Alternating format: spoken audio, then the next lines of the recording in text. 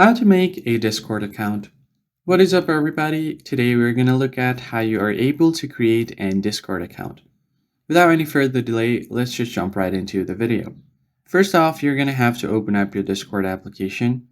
If you're already logged into your account, one of your accounts, you should be able to simply change it, and then you are able to simply go ahead and log out of it. So I'll just tap on my settings, tap on settings again. I'll just quickly log out of this account.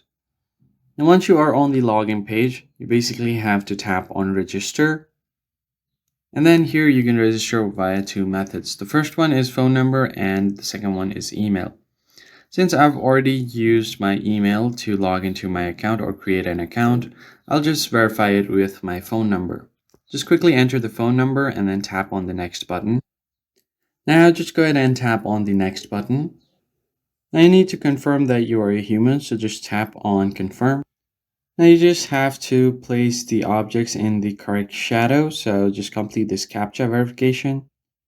Once you've completed the CAPTCHA verification, they will send you an SMS on your phone. Now you can just go ahead and enter that.